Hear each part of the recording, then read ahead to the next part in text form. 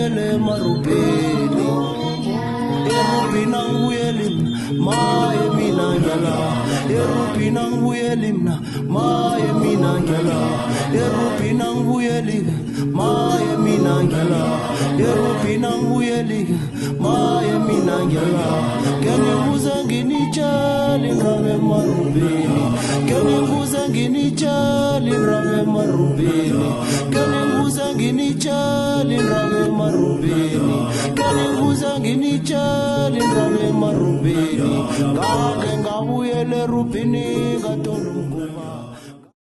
Nawulindebele umendo awubawe emathuneni ngeGood Friday ngombana emathuneni asiphahli ngakhe ngayihlathulula indaba le nasa iphindi video. Nawulindebele umendo besiubawa ngengoma yokwela igwabo bekungenye yezinto ekade siyisebenzisa nje njengabafazi ukuthi sibawa umendo. Lochani ibizo lami ngingilungile Mabhena unamasoka umndazana wenaleni owakhuliswa Manzunza.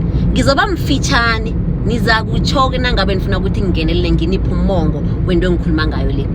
Ngesikhathi sengoma yokwela bekufika isikhathi la uthola ukuthi kuthiwa batho zindwalelo kumalanga wogqina ke lapho uthola ukuthi ingoma abantwana sebayabuya ingoma iyabuya intwalela beziba namhlanje kusasa ingoma yagoduka phambi kwakusasa ingoma njalo iyaphalala ingoma.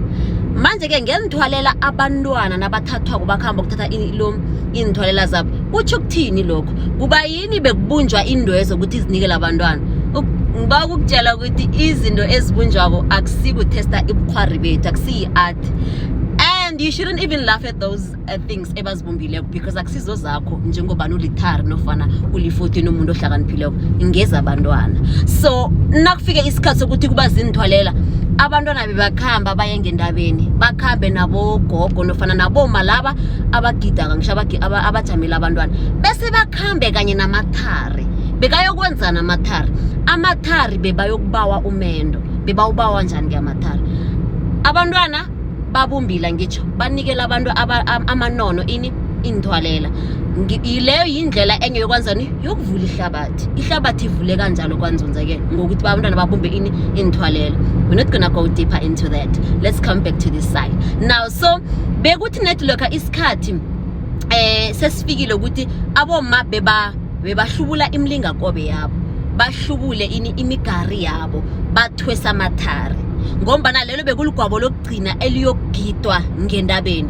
Nabasuka lapho alisekho elinye igwabo elizokugidwa ngendabeni bebahlubula imigari nemlingakobe bayithwese amathari njengalokho uma wendileko athwesa umntazana ongakendi bese babagidise igwabo bese babavumele balivume igwabo bachapha ukuchapha kwakhona kwakuyindlela egade kusibawa ngakhona umenda. Ingoma yokwela inothile, ingoma yokwela i-rich in spirituality. Sekuthi nasesikhathini la singayazi khona ukuthi singabenefita njani kiyo. Asazi ukuthi ingoma le singayinakelela njani ukuze sizuze kiyo. Namhlanje ingoma yokwela iphenduke ikomo ehluzako isikhweza indaba.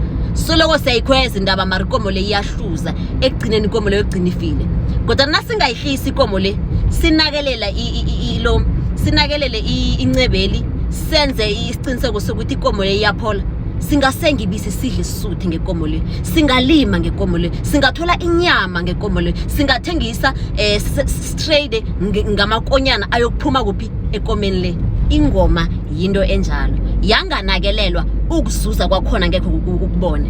Yeke ngesindebele umendo asiubawe emathuneni kunensebenzo eziningi ezitholakala kuphi engomeni ingoma yokwela nengoma yecude. Ngizokubuya ukuthi ngecude siubawa njani umendo okwanje bese ngidlulisa le yengoma yokwela. Abantwana babuyile siyathokoza sithokoze ingonyama uMabhoko wesithathu ingonyama yaManzunza sithokoze khulu nekosana uGarana yala mina ngihlala khona ngitsinza khona eFountain City. Abantwana babuyile banonile akunothe kwaNdebele ngiyathokoza.